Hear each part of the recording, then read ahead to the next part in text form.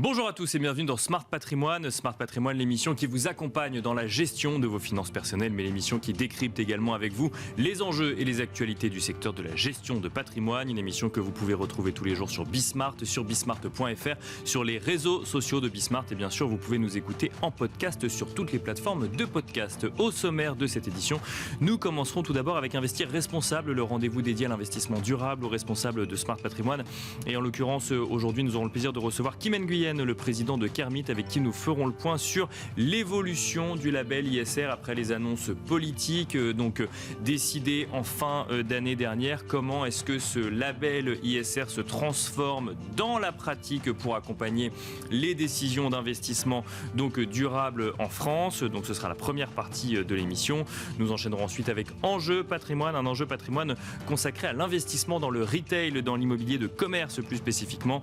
Faut-il toujours continuer à regarder la classe d'actifs avec les mêmes questionnements qu'en 2023 ou en 2022, voire en 2021? C'est une question que nous poserons à Benjamin Seban, directeur des investissements commerce chez CBRE, mais aussi à Thaïs Castan, associé de L&A Finance. Et puis enfin, dans la troisième partie de l'émission, dans l'œil du CGP, nous aurons le plaisir de recevoir Aymeric Richard, directeur de Chartron Patrimoine, avec qui nous reviendrons justement sur ce sujet qu'on aura déjà traité au début de l'émission, sur l'investissement avec ses convictions et notamment ses convictions éthiques.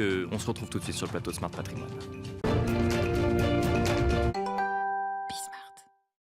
Et nous commençons tout de suite avec Investir Responsable, le rendez-vous dédié à l'investissement durable aux responsables de Smart Patrimoine. Nous avons souvent évoqué la nouvelle mouture, la nouvelle version du label ISR sur ce plateau. Cette nouvelle version est désormais officielle, politiquement en tout cas, et c'est cette nouvelle version officielle qui a donné le la vers l'ouverture finalement d'une mise en pratique ensuite de ce label ISR. Et c'est justement ce que nous allons traiter aujourd'hui avec Kim Nguyen. Bonjour Kim Nguyen. Bonjour Nicolas. Président de Kermit. Alors on ne va pas revenir effectivement sur les différentes étapes, mais le comité du label ISR a émis des propositions qui ont ensuite été validées au niveau du ministère de l'économie et des finances. On a aujourd'hui le nouveau texte du label ISR. Le nouveau texte ne suffit pas à changer radicalement les méthodes d'investissement ou les typologies de réflexion sur l'investissement ISR. C'est un point de départ et ensuite ça ouvre des travaux justement pour amener les acteurs de l'investissement à faire un pas de plus, si je puis dire, dans cet investissement responsable. Vous êtes associé à ces travaux, Kim Nguyen. Aujourd'hui, où est-ce qu'on en est? Qu'est-ce qui s'est passé depuis l'adoption quelque part de ce nouveau label? Alors c'est intéressant ce que vous dites, c'est qu'effectivement, on avait l'impression que la signature par le gouvernement du nouveau texte qu'on a eu en décembre était un aboutissement, ce qui est effectivement le cas, parce qu'il y avait des longs travaux auparavant qui ont mené à ça, mais c'est aussi le début de l'ouverture d'une nouvelle phase, puisqu'il va falloir se mettre maintenant en ordre de marche, maintenant qu'on a le texte, qui, vous l'avez souligné, non seulement a été adopté en décembre, mais le gouvernement a aussi rajouté des choses qui n'étaient pas prévues. Ça fait longtemps que vous suivez le label dans cette émission, il y a eu beaucoup d'errements autour de ça, beaucoup de questionnements, et finalement le gouvernement a tranché avec un label qui est très ambitieux aujourd'hui. Et donc ça veut dire quoi? Ambitieux, ça veut dire une marche assez élevée à franchir pour nombre de sociétés de gestion. Aujourd'hui, le label, il est vaste, et on sait que tout le monde ne passera pas la marche, donc il y a maintenant un gros travail de mise en forme sur les sociétés de gestion, et puis aussi le label doit se mettre en ordre de marche. Et c'est ça qui est intéressant, qu'on ne voit pas bien, c'est que le label, il y a une nouveauté sur la forme, ce qu'on appelle la gouvernance, son organisation. Aujourd'hui, il y a un permanent, il y a des gens qui travaillent en permanence, ce qui n'était pas le cas avant. Et du coup, le label est vivant. C'est-à-dire qu'avant, on avait un texte, et puis on se revoit, quand le texte, il était figé, puis quand il est dépassé. Aujourd'hui, on a une volonté de faire évoluer ce texte, à la fois par rapport au retour du terrain, voir ce qui marche pas par rapport au texte, puisque voilà, on a un texte, mais aujourd'hui peut-être que confronté à la réalité, il y a des trous, il y a des choses qui sont pas compréhensibles, donc il faut le faire évoluer. Et ça, c'est une vraie volonté du comité. Et il y a un travail permanent qui a été mis en place avec des sous-comités qui vont accompagner l'évolution du label. Et puis aussi, il faut accompagner les sociétés de gestion qui vont devoir se mettre en ordre de marche. Donc là, il y a une période. Donc au sein du label ISR, il a été prévu aussi d'accompagner les sociétés de gestion, pas juste effectivement. Non, aujourd'hui, il y a des sous-comités qui remontent. Il y a beaucoup de questions qui remontent. D'accord. Donc, il y a des sous-comités, effectivement, précision, qui apportent il y a des points effectivement qui n'ont pas été envisagés pour certaines classes d'actifs. Il y a des choses qui sont compliquées à mettre en œuvre. D'accord. Donc le label souhaite répondre le plus vite possible. Donc il y a des sous-comités, puis ça remonte même au comité s'il y a besoin de trancher, si c'est des choix politiques. Et là-dessus, il y a aussi une période de transition. Il y avait un calendrier qui a été mis en place qui donc va s'étendre jusqu'au 1er janvier 2025. Les sociétés de gestion qui ont déjà le label ont jusqu'au 1er janvier 2025 2025 pour s'adapter. Et donc, ça va donner une période de transition, sachant qu'à partir du 1er mars, par contre, tous ceux qui n'avaient pas le label auparavant pourront solliciter le label, mais sous la nouvelle version uniquement. C'est-à-dire qu'il faudra être prêt directement au 1er mars, avec un niveau effectivement d'ambition qui est extrêmement élevé. Ça veut dire quoi pour l'épargnant? Il y a quand même deux choses qu'il faut souligner. La première, c'est qu'a priori, compte tenu du texte qu'on a aujourd'hui, on va vers un label qui est plus ambitieux et donc bien sûr. moins de surprises, moins de mauvaises surprises pour l'épargnant. C'était le but. Mais aussi, avec, il y a plusieurs études qui l'ont montré, notamment une étude de Morningstar, peut-être moins de fonds dans lesquels investir à la fin. Voilà, c'était un peu l'autre pendant que j'allais évoquer, c'est que probablement tout le monde ne va pas passer la marche. Comme on disait, c'est extrêmement élevé, que ce soit en termes de coûts, en termes de technicité, en termes d'ambition. Il y a des sociétés de gestion qui soit ne souhaiteront pas continuer avec le label pour des raisons simples de coût, d'évaluation du coût-avantage, ou d'autres qui diront voilà, c'est juste pas possible pour nous. Donc ça va être intéressant de voir l'aspect, la réorganisation que ça va entraîner sur les sociétés de gestion, notamment les plus petites ou les moyennes. On sait que c'est forcément un problème, puisque quand on parle de moyens, ça veut dire investissement, ça veut dire être à la hauteur des enjeux qui sont demandés, et peut-être que tout le monde ne pourra pas suivre.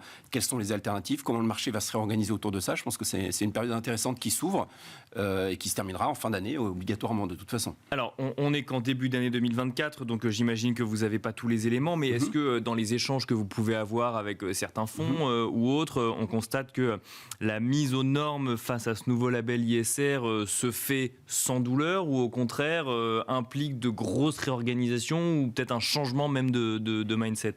Ouais, je pense que c'est vraiment un changement. Ça, c'est un avertissement aux sociétés de gestion, parce que sur mes activités de conseil, on le voit, il y en a certains qui ont déjà vécu, c'est la version 3, qui ont vécu le passage de la version 1 à la version 2, qui nous disent on l'a déjà fait une fois, on va le refaire. Non, la version 2, la version 3, c'est pas une évolution, c'est une révolution quasiment. On change de monde, donc il faut être vraiment prêt. C'est pas quelque chose qu'il faut préparer à la dernière minute. Et oui, on a beaucoup de gens qui commencent à s'interroger sur c'est plus le coût additionnel que ça va représenter, surtout si la place s'organise pas. Et c'est tout l'écosystème qui doit s'organiser autour de ça. C'est-à-dire la fourniture de données, l'accompagnement, les analystes. Enfin, il y a tout un écosystème à mettre en place autour de ça qui n'est pas prêt aujourd'hui, très clairement. Donc on se demande effectivement si tout le monde va suivre. Mais il y a beaucoup de sociétés de gestion qui se retirent, plus des classes d'actifs aussi qui sont plus compliquées à rentrer dans le label. La gestion passive se pose beaucoup de questions, etc. Donc on va voir les impacts là-dessus. C'est vrai que vous mentionnez effectivement que le fait que l'écosystème soit prêt, c'est quelque chose qu'on entend souvent sur ce plateau, que effectivement on a des bouts de réglementation un peu partout, que ce soit au niveau européen, au niveau français, au niveau des labels ou autres, mais que la chaîne n'est pas encore totalement construite, et ça devient presque un argument pour dire attendons que la chaîne soit construite avant d'y aller. Est-ce que là il y a un risque de dire je vais correspondre aux exigences du label, mais en même temps je ne sais pas quelles seront les exigences à terme de l'Union européenne, et donc d'entretenir un flou qui fait qu'on choisit un petit peu ce qui est le plus proche de sa stratégie actuelle? Je pense que c'est un risque. Après, malheureusement, il faut vivre avec ce décalage qu'on a maintenant entre l'évolution même des différents labels européens, parce qu'il y a des sociétés de gestion qui ont plusieurs labels, donc ça c'est compliqué, entre l'évolution de la réglementation européenne et de la réglementation française, et même au niveau de la réglementation européenne, la CSRD qui vient juste de rentrer en vigueur, et dont on a besoin pour faire des produits, mais voilà. Donc on a un décalage de calendrier qui est perceptible depuis un moment, et avec lequel on doit vivre. Alors est-ce que pour autant il faut ne pas avancer? Je pense que ça serait une erreur. Je pense qu'il faut qu'on avance, il faut qu'on montre l'exemple et que les sociétés de gestion avancent, et puis malheureusement tout le monde prendra le train en marche à un moment ou à un autre, mais je pense que c'est indispensable. Si on attend que tout soit en place, si vous voulez, on va prendre trop de retard. Bien sûr, je pense qu'aujourd'hui, c'est vraiment le bon chemin qu'a pris le label, plus ce niveau d'exigence, effectivement, mais qui demande que tout le monde se mette autour de la table et qu'on soit clair à la fois sur les objectifs et les enjeux. Objectif, donc, pour la nouvelle version du label ISR, c'est début 2025, vous l'avez dit tout à l'heure. Début 2025, il y aura une entrée en vigueur complète. D'ici là, c'est une phase de transition pour ceux qui ont déjà le label, qui vont le redemander ou qui vont faire les audits de suivi, donc ils seront dans une phase de transition. Où on ne pourra pas leur retirer le label, mais on soulignera un petit peu les problèmes qu'ils ont d'adaptation, mais ils sont plutôt protégés jusqu'à la fin de l'année. Par contre, au 1er janvier 2025, tout le monde sous la V3, les nouveaux, les anciens, et donc là, il faudra être en ordre de marche. Et finalement, c'est pas très long. C'est dans un an. Voilà. Merci beaucoup, Kim Nguyen. Je rappelle que vous êtes le président de Kermit, et quant à nous, on se retrouve tout de suite dans Enjeu Patrimoine. Et nous enchaînons à présent avec Enjeu patrimoine. Nous allons tenter de comprendre ensemble comment regarder la classe d'actifs immobiliers de commerce en 2024, ce qui va évidemment nous amener à regarder comment la classe d'actifs a réagi sur les années précédentes. Quelles sont donc les perspectives dans l'immobilier de retail pour cette année? Une question que nous allons poser à Benjamin Seban. Tout d'abord, bonjour Benjamin Seban. Bonjour Nicolas. Bienvenue sur le plateau Smart Patrimoine. Merci. Vous êtes directeur des investissements commerce chez CBRE et nous avons le plaisir de recevoir également sur le plateau de Smart Patrimoine Thaïs Castan. Bonjour Thaïs Castan. Bonjour Nicolas, bonjour Benjamin. Associé de L&A Finance. On va commencer avec vous Benjamin. Alors j'ai l'impression de faire souvent la même introduction mais sur toutes les classes d'actifs. 2023, période de hausse des taux des banques centrales, coût du financement, coût de l'argent plus élevé. 2024, perspective alors d'arrêt de hausse des taux, ça c'est acté, mais peut-être même aussi de baisse de taux. On ne sait pas quand, on ne sait pas à quel rythme, mais le marché est en tout cas assez optimiste sur le sujet, peut-être même un peu moins maintenant qu'en fin 2023, mais qui garde en tout cas cette conviction. Si on regarde la classe d'actifs immobiliers de commerce, donc dans la grande famille de l'immobilier, l'immobilier de commerce plus précisément, et quel impact a eu la hausse des taux sur la classe d'actifs? Est-ce que ça a été aussi difficile que pour d'autres typologies d'actifs immobiliers? Alors effectivement, l'ensemble de la chaîne de valeur immobilière a été impacté, comme vous le rappeliez, du fait de la baisse, de la hausse des taux d'intérêt. Des taux d'intérêt, oui. Exactement.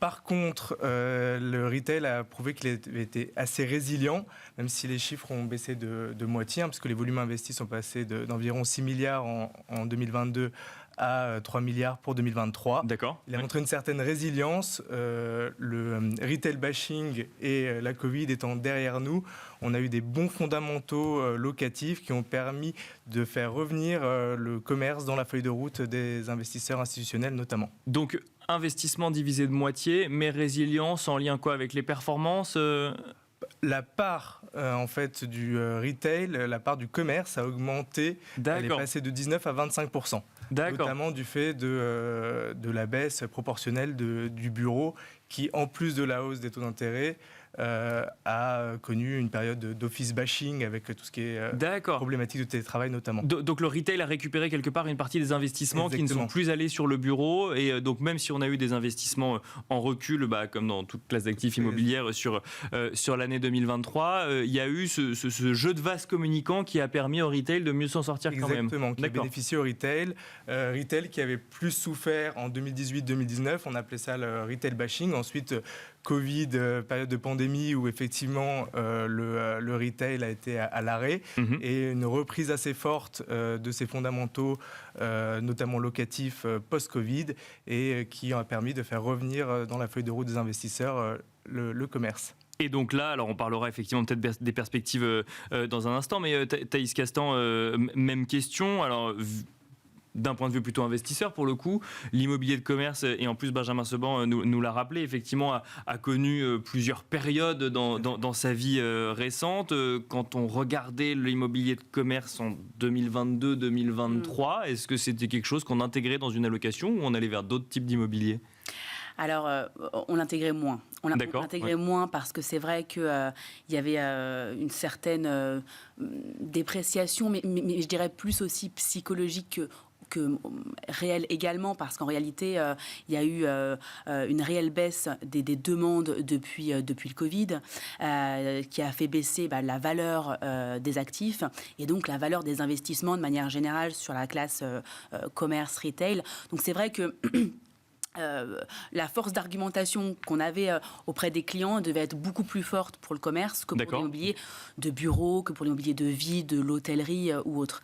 Donc, mais ça, c'était lié à quoi cette nécessité d'avoir une force d'argumentation plus forte? C'était que les clients particuliers ne voulaient pas y aller parce qu'il y avait un traitement médiatique sur le sujet, des convictions de leur part à eux, ou c'était une question de performance tout simplement? Un mélange de tout cela en réalité, puisque il y a eu moins de loyers, parce que moins de locataires, moins de locations. Et donc, sur certaines typologies d'actifs, la prise de risque était plus importante. Après, avec l'engouement des réseaux, c'est vrai que les clients sont plus au courant qu'avant sur de la santé, on va dire, du marché. Mais en revanche, suite à la baisse des taux immobiliers, il y a eu une remontée très forte sur l'année 2023 qui a engendré, si vous voulez, une baisse des transactions et des volumes. Alors, suite à la hausse des taux. Oui, pardon. Et donc baisse des transactions, d'accord. C'est ça, oui, j'ai confondu, oui. Et la baisse des transactions immobilières, ça a quand même redynamisé ce secteur. Et on a de plus en plus de demandes sur le sujet, surtout qu'il y a des belles opportunités à saisir. Donc 2023 finalement a été une opportunité par rapport à la situation du commerce en 2021 ou 2022, ça a permis de redorer un petit peu le blason de l'immobilier de commerce, c'est ce que je comprends. Ça a permis, alors parce que d'autres classes d'actifs ont également été touchées, du coup le commerce est revenu au centre des débats, notamment pour des questions d'opportunité, parce que effectivement la hausse des taux a fait baisser les prix des valeurs immobilières et donc des opportunités étaient à saisir sur ce marché. Bon, alors on a peut-être envie d'essayer de comprendre quelles sont un petit peu les tendances au sein de cette classe d'actifs qui peut être multiple et variée. Mais alors, Benjamin Sebon, première question, avant de poser la même question à Thaïs Castan. On a parlé de 2023. La hausse des taux a potentiellement été une opportunité pour le secteur qui affichait des performances un petit peu plus compliquées sur les années précédentes. On est à début 2024, à un moment où la question est de savoir si on va aller sur un plateau, si on va aller sur une baisse rapide, quel sera le rythme un petit peu des baisses de taux. En tout cas, ce qui est sûr, je ne devrais pas dire ça, mais en tout cas, ce qui semble sûr à un certain nombre d'experts aujourd'hui, c'est qu'il n'y aura pas de hausse de taux à court terme pratiquée par les banques centrales. Est-ce que ça va avoir un changement radical pour la classe d'actifs, pour l'immobilier de commerce, ou celui-ci va continuer sur une tendance similaire ou devrait en tout cas être sensible au même driver sur 2024 ? Pour l'immobilier banalisé de manière générale, tertiaire, effectivement, on anticipe un premier semestre qui va rester dans une dynamique assez similaire à la dynamique 2023. D'accord. Et on imagine qu'à mi-année, on va retrouver une dynamique plus positive avec certainement des taux directeurs qui pourraient ou qui devraient baisser. Pour la partie commerce, si on zoome sur cette partie commerce, on remarque que on a réalisé une étude chez CBRE sur les intentions d'investissement d'un certain nombre d'institutionnels. Donc il y a 650, c'est un panel de 650 personnes au niveau européen. D'accord. Et on remarque que la classe d'actifs commerce reste à 25% des intentions, ce qui est assez élevé par rapport aux années précédentes. Et on voit bien qu'elle gagne du terrain, notamment par rapport à d'autres classes d'actifs. C'est le fameux 19 qui est passé à 25 dont vous nous parliez tout à l'heure, c'est ça ? C'est la même dynamique, c'est effectivement. D'accord. Alors là, les 19 qui sont passés à 25, c'est les volumes. D'accord. Et là, c'est des intentions uniquement. D'accord. Mais effectivement, c'est sur la même idée. Donc il y a plus de monde qui ont envie d'investir dans le commerce en 2024 qu'en 2023, c'est ce qu'il faut comprendre. Exactement. Enfin, ça reste similaire par rapport à 2023, mais c'est supérieur aux années précédentes. Si on regarde la dynamique d'immobilier dont vous nous avez parlé il y a un instant, effectivement, on resterait sur la même dynamique en première partie d'année, puis ensuite effectivement le marché pourrait reprendre parce que le coût du financement serait un petit peu moins élevé. En lien avec ce qu'on s'est dit sur l'immobilier retail, qui lui a évolué un petit peu différemment et qui a bénéficié potentiellement de l'effet d'opportunité en lien avec la baisse de prix. Est-ce que cette baisse du coût du financement et cette possibilité peut-être de remonter un petit peu les prix en fin 2024, voire 2025, pourrait avoir un impact négatif sur le retail ou pas forcément ? Pas forcément. Ce qu'il faut noter, c'est que effectivement, pour réattirer des capitaux sur la classe d'actifs immobiliers, on va avoir besoin d'une prime de réattractivité, en plus de la prime de risque qui s'est déjà reconstituée au fil de l'année 2023, qui, ça y est, on est sur un plateau haut. Mais il y a une certaine prime de réattractivité qu'on va devoir mettre pour pouvoir attirer les investisseurs sur l'ensemble de nos classes d'actifs. Le retail restant en bonne place, notamment du fait de la stabilisation du e-commerce et les bonnes performances en termes de taux de vacances et d'augmentation des valeurs locatives.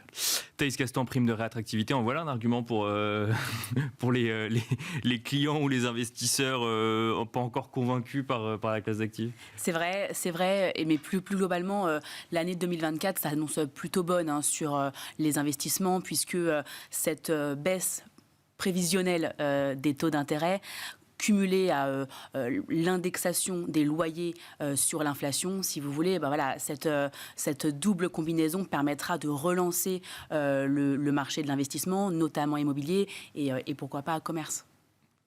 Le e-commerce, justement, Benjamin Seban en a parlé. Est-ce que ça a un impact sur les tendances ? Est-ce qu'on va regarder dans le détail l'activité commerciale des actifs ? C'est vrai qu'il y a un changement de business par rapport au commerce et ça rejoint aussi la classe d'actifs immobilières de stockage de manière générale. Oui. Donc tout ce qui va être entrepôts, locaux d'activité, puisqu'on voit qu'avec la génération actuelle, on est beaucoup plus dans le e-commerce et moins dans le commerce physique de boutique. Donc on a besoin, c'est vrai, d'espaces de stockage qui soient le plus proches possible des centres d'activité. Et puis aussi, on a des data centers qui, du fait du e-commerce aussi, on a besoin de stockage. Et donc, cette classe d'actifs est vraiment au cœur aujourd'hui des réflexions. D'accord. Même constat, Benjamin Seban, quand on parle d'immobilier de commerce, c'est data center et stockage ou l'immobilier quand même de commerce en bas d'immeuble a quand même son épingle du jeu à tirer. Non, alors peut-être Thaïs Castan qui veut tempérer son propos. Je vais juste rebondir là-dessus, mais c'est vrai que le commerce, de manière générale, en fonction de son emplacement, et ça va être le critère primordial, sera toujours intéressant dans le sens où on aura toujours besoin d'aller voir son boulanger pour acheter sa baguette de pain le dimanche, de faire des courses de proximité, le restaurant du coin et compagnie. Non, je pensais plus au commerce de manière générale en France, bien sûr. Grande métropole. D'accord. Benjamin Seban, ce que vous constatez en matière de tendance, c'est ça aussi, ce qui marche le mieux, ce qui est le plus demandé. Alors, je vais pondérer un petit peu le propos. Effectivement, je pense qu'on a passé ce cap et les enseignes notamment ont compris que c'est l'omnicanalité, c'est d'avoir également du commerce physique et être présent sur Internet qui fonctionne. D'accord. On voit qu'il y a un certain nombre d'enseignes qui sont nées sur Internet et qui aujourd'hui ouvrent des boutiques depuis déjà de plusieurs années. Donc on voit bien que c'est l'ensemble de la chaîne de valeur et de la distribution qui permet de fonctionner et ça se retrouve après dans les chiffres de l'investissement puisque le retail, du coup, a retrouvé des parts dans l'ensemble des investissements immobiliers. Le data center, le stockage, c'est des grandes tendances aujourd'hui. C'est vrai que moi, je les ai souvent entendus quand même sur mon plateau. Surtout le stockage, ça reste des grandes tendances aujourd'hui quand on parle d'immobilier de commerce ou... Ouais, ça reste des tendances. Je pourrais difficilement vous dire le contraire. Ça reste des tendances fortes. Et puis, c'est assez nouveau. Donc, l'alternative aussi permet d'attirer un certain nombre d'investisseurs. Mais c'est l'ensemble de la chaîne de valeur qui est intéressante à regarder et on ne peut pas mettre de côté l'un ou l'autre. C'est aussi bien la logistique que le commerce. Et c'est d'ailleurs souvent les mêmes interlocuteurs qu'on retrouve en tant que locataire quand on est propriétaire d'entrepôts ou de commerce en pied d'immeuble.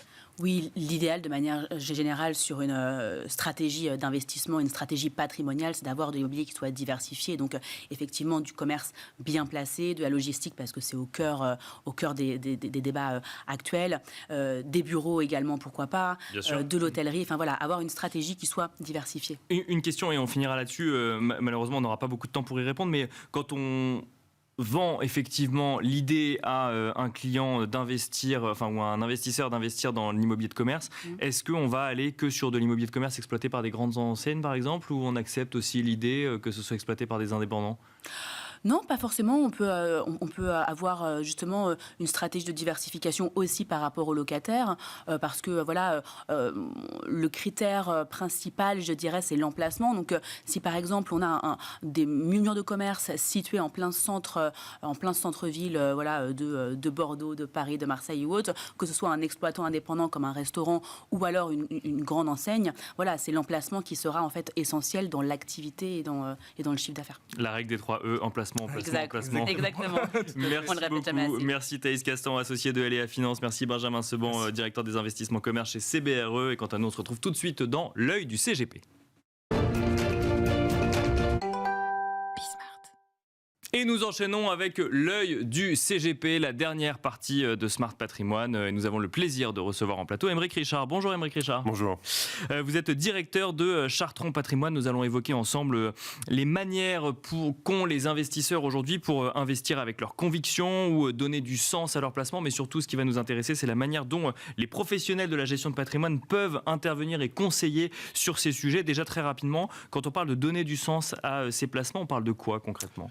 Eh bien, au-delà de répondre à des objectifs patrimoniaux du type préparer les études de ses enfants, faire fructifier un placement, c'est intéressant d'identifier assez vite ce qui motive son client et quelles sont ses appétences pour tel ou tel type d'activité, secteur, etc.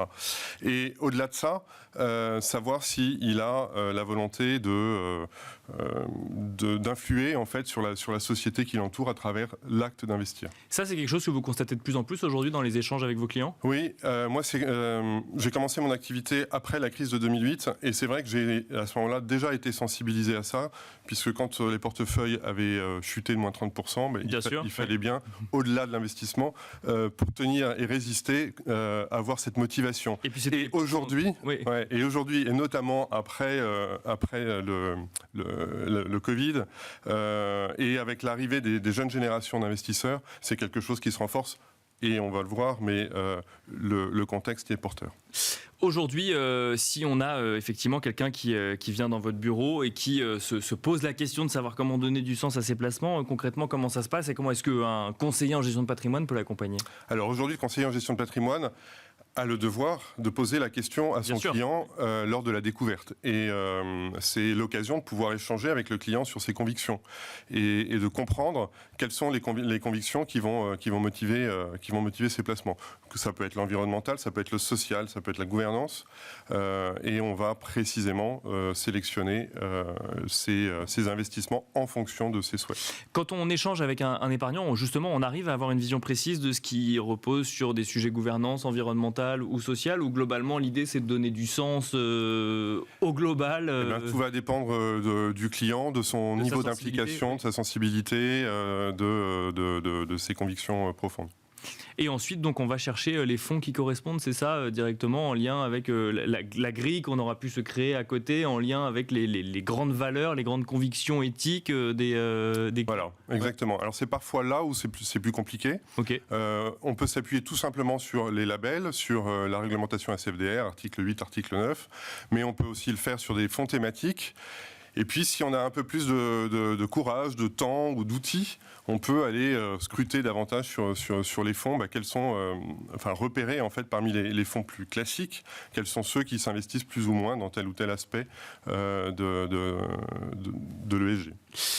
Est-ce que le sujet aujourd'hui est suffisamment bien pris en compte par les conseillers financiers, les conseillers en gestion de patrimoine, quand on doit d'un côté faire de la performance et de l'autre effectivement regarder les valeurs ? Ouais, je pense qu'aujourd'hui, tout l'enjeu repose sur les conseillers. Vous avez un monde financier, le monde de l'entreprise, la réglementation qui évolue très vite. Vous avez de l'autre côté des épargnants qui sont plutôt volontaires. Quand on regarde les études, ils sont plutôt prêts à jouer le jeu, et notamment chez les plus jeunes. Et aujourd'hui, ce sont les conseillers qui sont peut-être les moins bien armés ou les moins prêts à ça. Pourquoi ? Pour plusieurs raisons. La première, c'est que les conseillers ont subi ces dernières années énormément de réglementations qui se sont succédées. Première chose. Deuxième chose, c'est une remise en cause aussi de leur approche vis-à-vis des clients et notamment sur la partie performance. De temps en temps, certains opposent performance et ESG. D'accord. Et puis, troisièmement, ça demande énormément de formation sur des notions nouvelles et donc du temps à passer. Et quatrièmement, ils n'ont pas forcément toujours les bons outils pour ça. Merci beaucoup Aymeric Richard, je rappelle que vous êtes directeur de Chartron Patrimoine. Merci à tous de nous avoir suivis et je vous donne rendez-vous très vite sur Bismart.